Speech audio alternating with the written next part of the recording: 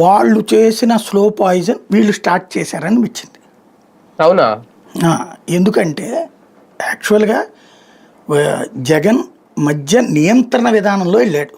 మద్యాన్ని తక్కువ తాగించాలి జనాలకి సాధ్యమైనంత వరకు, అందుకోసమే ధరలు పెంచాడు.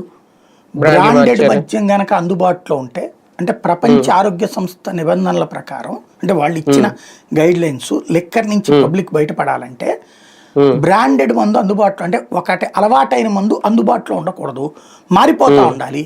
రుచి మారిపోతున్నప్పుడు వినియోగం తగ్గుతుంది. తద్వారా వినియోగం తగ్గినప్పుడు కొంతవరకు ఆరోగ్యాన్ని కాపాడబడుతుంది. అది ఒకేసారి మద్యాన్ని మానిపించేస్తే మనిషి నాశనం అయిపోతాడు, చచ్చిపోతాడు. కాబట్టి దశల వారీగా మానిపించడానికి ఒకటి ఆర్థికంగా అందుబాటులో లేని పరిస్థితి సృష్టించాలి. రెండవది రుచిని మార్పుతూ ఉండాలి, బ్రాండెడ్ ఉండకుండా ఉండాలి.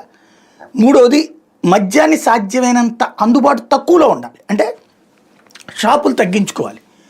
ఈ ఫార్ములాని ఆ రోజున మద్య నిషేధ ప్రచార సమితి వాళ్ళు జగన్ ముందుకు పెడితే యథాతథంగా అమలు చేయమన్నాడు జగన్. అందులో భాగంగా జరిగింది. దాన్ని వీళ్ళు ఎలా వక్రీకరించారు? చివరిలో రేట్లు ఎక్కువ పెడతాడా, డబ్బులు దోచుకుంటున్నాడు, ఇంటికి తీసుకుపోతున్నాడు, లక్షల కోట్లు సంపాదించుకుంటున్నాడు,